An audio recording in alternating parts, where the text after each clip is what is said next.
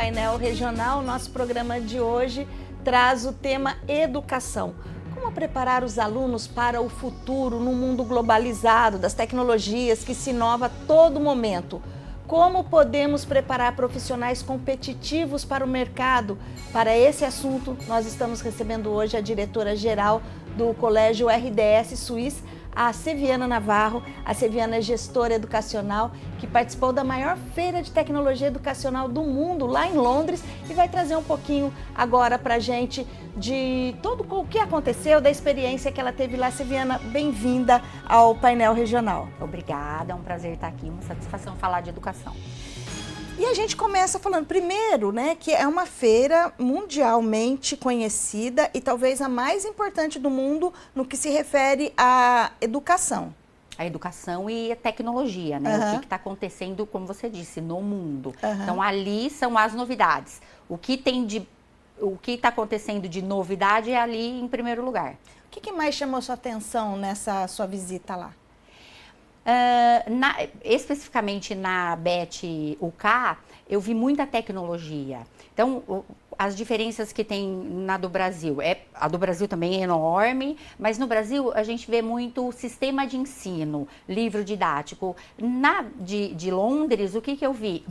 A tecnologia, a inovação, e não vi sistemas de ensino. Então, eles estão mais preocupados nisso, o que está conectando o mundo ali. Foi muito legal, muito interessante. Você levantou uma questão que me chamou a atenção aí, né? Que você disse que aqui no Brasil, as feiras de educação, elas estão preocupadas muito com o sistema de ensino. Ora é um, ora é outro. Tem escola que num ano é um sistema, no outro ano ela muda de sistema. Então, talvez seja essa a nossa maior dificuldade de encontrar um sistema que seja único e que seja para todos os anos de educação das crianças. Será que é essa a grande diferença nossa, que parece que a gente patina e não sai do lugar? Acredito também que sim, é uma das. Porque, como você disse, a escola sempre está procurando o que é melhor para ela, para a realidade dela. Então, cada escola tem a sua proposta pedagógica, o seu projeto político-pedagógico. E, diante disso, ela procura o sistema ou o livro didático que mais ali vai de encontro com o que ela prega. No Brasil, a gente tem uma gama de sistemas de ensino. Então, às vezes, você entra nessa confusão. Mas são questões políticas, né? Então, muito mais políticas do que educacionais, que a gente fica enraizado. A gente tem a BNCC, que é um programa e um documento muito bom, mas a gente esbarra nas políticas públicas, que não é a nossa conversa.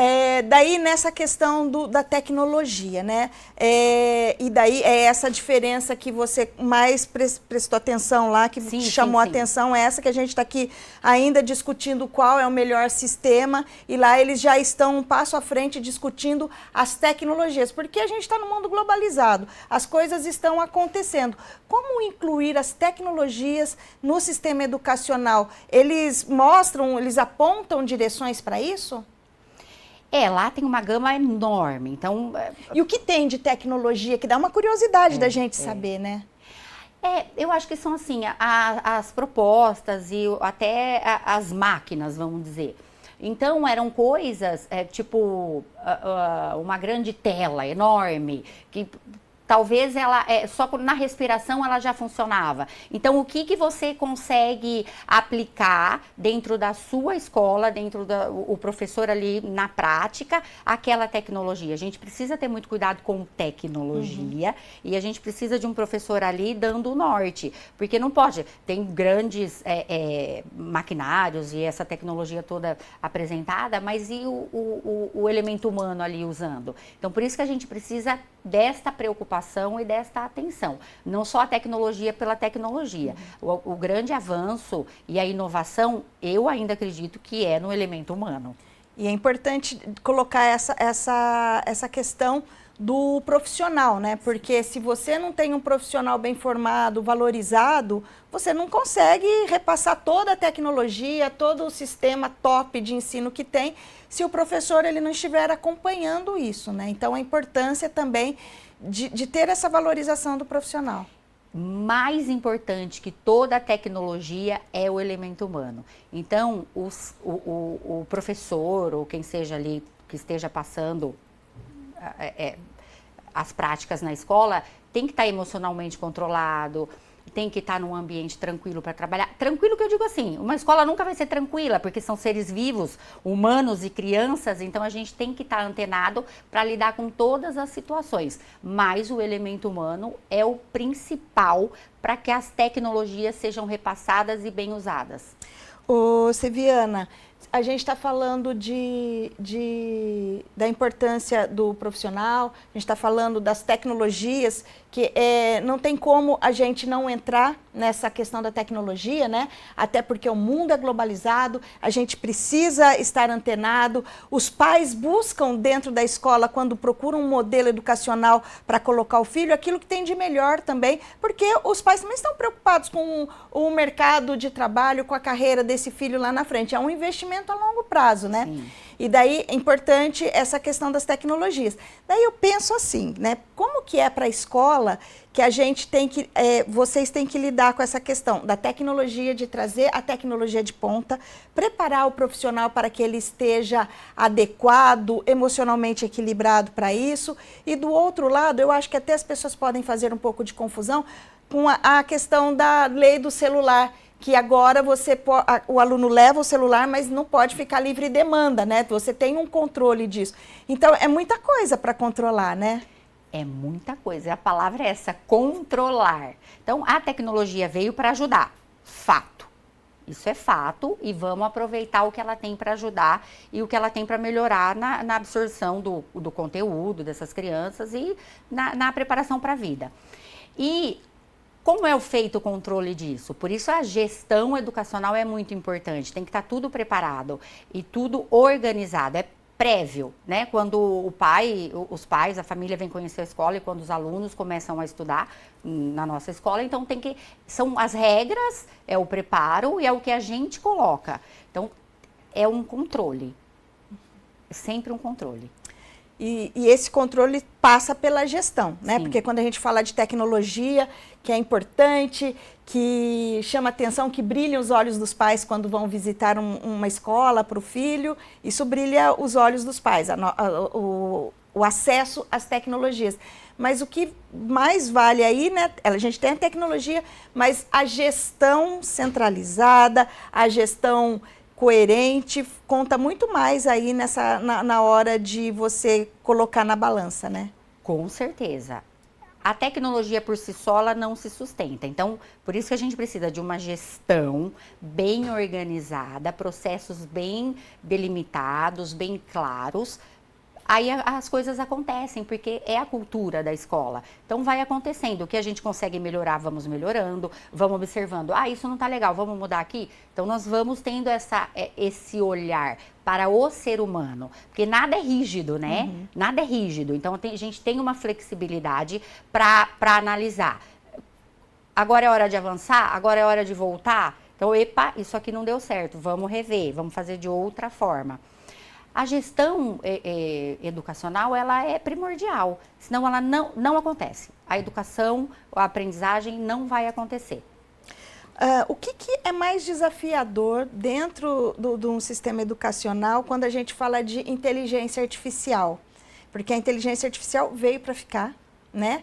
É lógico que a escola não pode ficar de fora disso, porque fora do ambiente escolar todo mundo fala disso, todo mundo já tem o acesso às inteligências artificiais, de certa forma, às vezes maior, menor, mas já tem o conhecimento disso. Qual que é o desafio para a escola na hora de falar de inteligência artificial?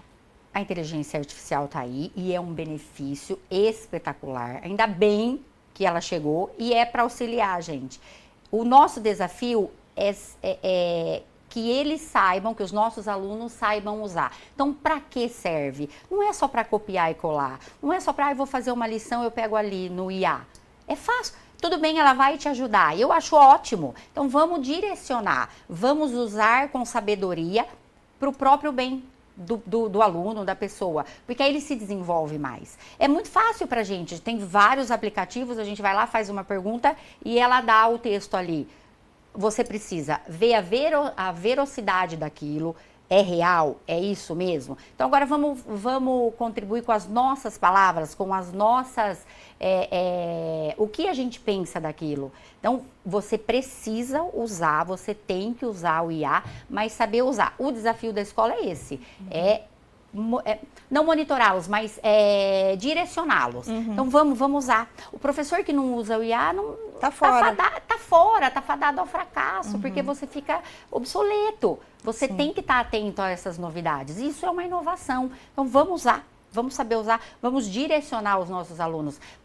O que você quer, como você quer ser lembrado na vida desse aluno? Nossa, eu aprendi muito com aquele professor, ele foi fenomenal quando ele me ensinou a usar, quando ele me abriu a mente para uma questão que eu estava completamente, não saía do lugar. Então o desafio da escola é ensinar a usar. E é bacana quando você traz isso, né, do professor que é o inspirador, porque você consegue ali na sua fala conciliar essa questão da tecnologia que às vezes fica muito distante e fria e não valoriza o professor, né? Então, mesmo, e eu sempre costumo dizer isso mesmo, que as novas tecnologias estão aí, a inteligência artificial está aí, não tem essa briga de que vai tomar o lugar, porque você precisa preparar as pessoas para que elas possam direcionar isso, administrar como vai ser utilizada, né? A inteligência artificial por si só, ela não vai tomar o lugar de ninguém, mas ela toma o lugar daquele que não se preparou por outra pessoa que esteja mais preparada. Exatamente, ela toma o lugar daquele que não sabe usar. Então você perguntou para mim qual é o tipo de aluno que você quer soltar no mundo? É esse, é preparado, é emocionalmente controlado, com as relações interpessoais ok, mas ligado nas tecnologias. Não tem como não acompanhar essa inovação, não existe, não dá para voltar à idade das pedras, tá tudo aí. Nessa viagem que você fez para Londres para acompanhar a BET-UK, o que mudou na sua visão de gestora conhecendo uma realidade diferente? Abriu a minha mente, eu nunca tinha ido a Londres e lá eu fui para a BET, mas eu fui também conhecer algumas escolas londrinas, né? E eu vi que não é só tecnologia, realmente é o elemento humano. Como a criança, como o adolescente está inserido em todo esse sistema, esse ecossistema, vamos dizer assim. Eles dão muito mais valor para aquilo que a gente está falando até agora, as relações interpessoais e o desenvolvimento integral do aluno. A Seviana estava explicando para a gente aqui, contando um pouquinho da experiência de uma feira internacional de educação que você participou lá em Londres, né? A BET-UK. E a gente falou da tecnologia, mas também, como que você estava lá em Londres, a gente sabe, né, que o inglês é uma coisa que pega muito para as pessoas hoje. A gente vive uma globalização, não tem jeito de fugir. Para todo lugar que você vai, tem alguma coisa em inglês. Na TV o tempo todo você acompanha os canais em inglês, as músicas, né? E os jovens, as crianças e os adolescentes estão inseridos neste mundo. E eu queria trazer para você essa pergunta, né? Sobre a questão do inglês, até porque eu sei que lá na sua escola, na RDS, valoriza muito, né, a questão do idioma, e eu gostaria de saber o que significa na prática aprender em inglês e não apenas estudar o idioma. Essa é uma linha tênue, né? As escolas, elas costumam falar, eu tenho um projeto bilíngue, mas como que está sendo aplicado isso? Então, isso é uma questão que a gente volta toda hora na minha escola, porque a gente precisa aplicar na prática aquilo que a gente acredita. Então, a gente não quer ser somente um dador de inglês, né? Então, vamos lá colocar essa criança para realmente falar, para ela entender. Então, o que a gente via nas escolas era, você tem um sistema de ensino, você compra um programa de inglês e você vai acompanhando o livro. Isso não dá frutos, isso você não evolui. Então, o nosso programa de inglês, e estamos em constante transformação e em busca disso, realmente aprender. Para você ser uma escola bilíngue, você tem que ter pelo menos 30% do seu programa, do currículo em inglês. Então, é isso que a escola quer? A escola quer ser conhecida como bilíngue? Então, vamos aplicar direito, vamos vivenciar. E vamos fazer dar certo, né? Tem aquelas crianças que adoram e que as habilidades e as competências vão muito bem para línguas, tem aquelas que têm mais dificuldade. Então, você tem que estar atento a esse olhar e a como que nós vamos fazer com que essa criança saia falando. É isso que a gente procura. E nesse trabalho todo, né, lógico que tem aqueles que têm uma competência que desenvolve mais, e você disse aqueles que têm mais dificuldade. Mas mesmo aquele que tem mais dificuldade, dentro de uma escola, de um projeto bilíngue, ele consegue falar inglês? Se ele quiser, ele consegue, porque nós vamos olhar para a dificuldade dele. Claro, ele vai no ritmo dele. Então, a gente tem crianças muito avançadas e a gente tem crianças que demoram mais. Isso tá ok, tá bem, tá ok. E tem aquele que não quer. Então vamos lá, vamos entender. E esse que não quer, de repente, ele não consiga acompanhar, ele não se insere ali naquele contexto bilíngue. De repente, é uma pessoa que não dá para aquilo. A gente é assim, né? Tem gente que não gosta. Tem gente que não gosta e tá tudo bem. Então, a família tem que estar preparada para isso. A família, o que eu quero para o meu filho e o que realmente ele quer. Então, tem que ter uma concordância aí para a gente conseguir levar essa criança, porque senão quem vai sofrer? Sim, é a criança. Sim. E daí o tiro acerta o pé. Acerta o pé, sai pela culatra, como diria. E esse ensino bilíngue, né? Eu me lembro que, sei lá, uns 15 anos atrás, não tinha muito aqui em Campinas, né? Tinha em São Paulo alguma coisa, eram as capitais que mais tinham já essa proposta. Campinas ainda tinha algo como tímido, né? Agora aqui na nossa região, não só Campinas, mas na nossa região, a gente já consegue enxergar que muitas escolas optam, né, e desenvolvem o projeto bilíngue em seus projetos. Tem crescido bastante no Brasil. Isso é por causa da globalização? Isso é uma necessidade? Como que você entende esse crescimento rápido do ensino que você disse, né? Que é um ensino para aprender mesmo, não só para estudar. Não só para cumprir uma tabelinha ali de um livro.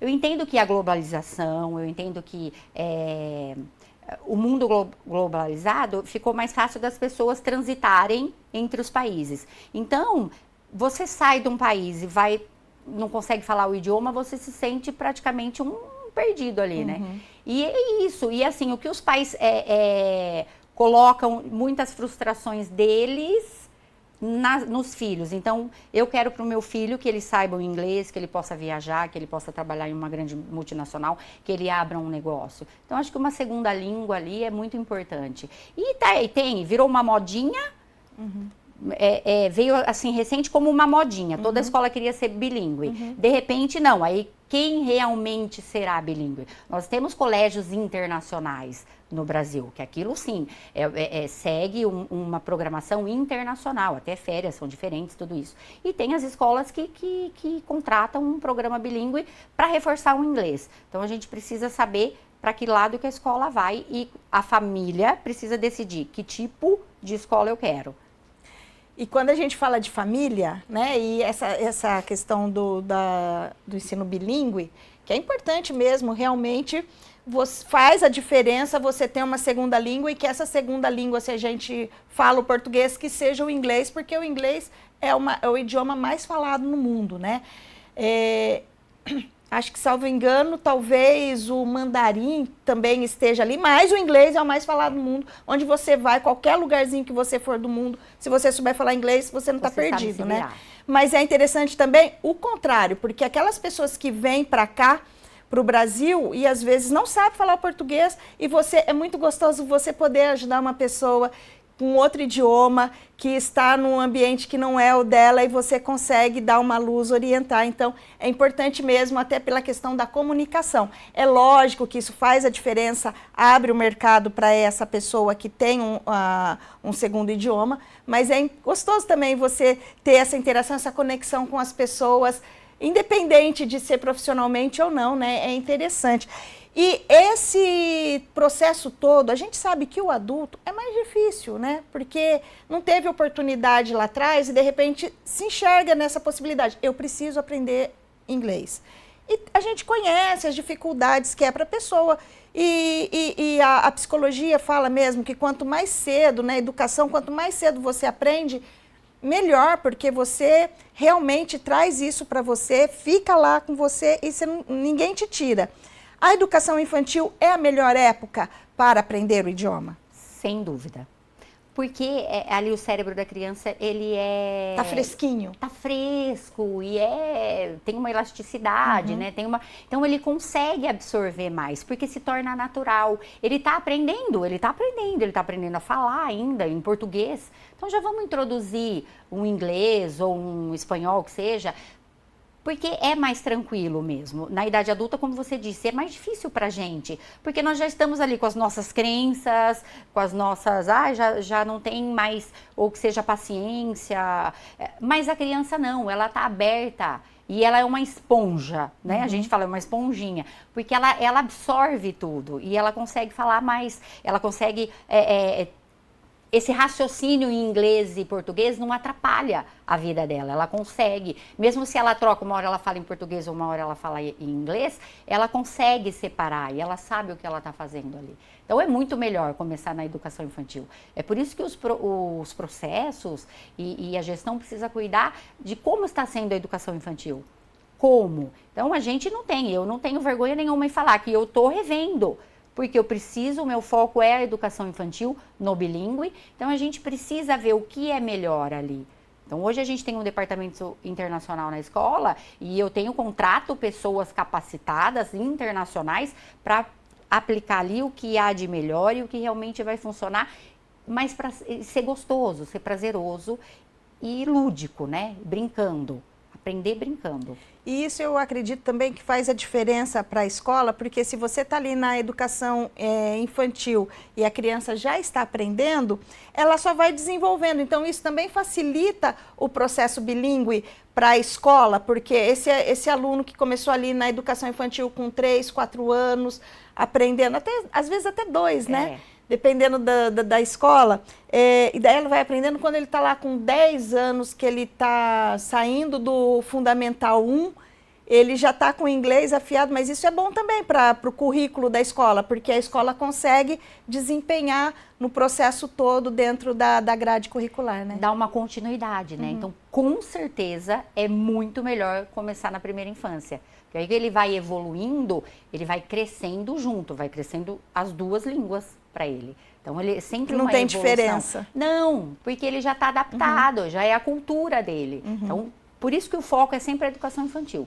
Porque aí o resto, o que vem adiante, fica mais tranquilo. É só administrar. É só administrar. Ô, Seviana, como que equilibra, você que é uma gestora e tem feito um trabalho brilhante à frente do RDS, como equilibra tecnologia, que a gente já falou, formação humana, que você valoriza bastante, e a educação socioemocional, tudo isso dentro, se fosse uma receita, tudo dentro da vasilha ali, para a gente formar uma pessoa. Como que você, gestora, consegue fazer esse equilíbrio de um pouquinho de cada coisa para que dê certo?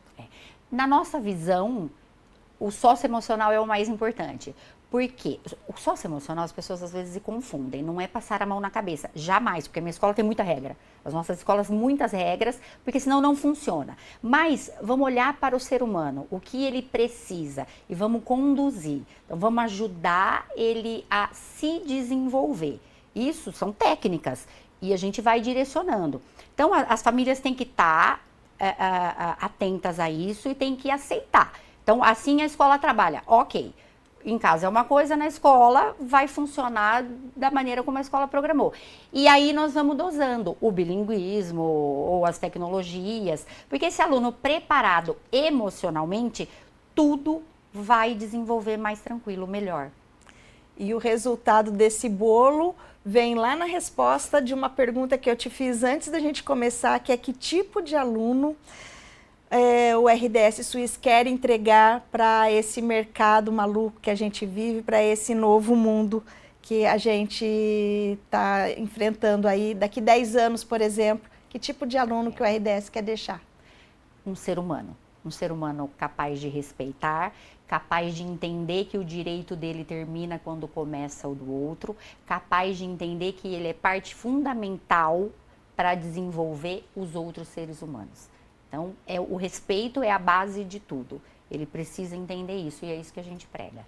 Seviana, eu agradeço muito essa conversa que a gente teve aqui, para entender um pouquinho sobre esse mercado, né? A gente fala de educação, o tempo todo de educação, mas como é importante a gente saber o bastidor daquilo que acontece, né? Trazer um gestor para falar um pouco desse bastidor, do que é as preocupações de um gestor para que o aluno seja um cidadão, antes de tudo um cidadão, né? Mas um cidadão coerente, que entenda os seus direitos e os seus deveres. Muito obrigada pela sua participação. Eu que agradeço e é um prazer imenso estar aqui abrindo a pauta para falar sobre ser humano, sobre pessoas, sobre respeito, sobre educação. O painel regional vai ficando por aqui, a gente volta na semana que vem. Eu agradeço aí do outro lado a sua audiência, a sua companhia. Tchau!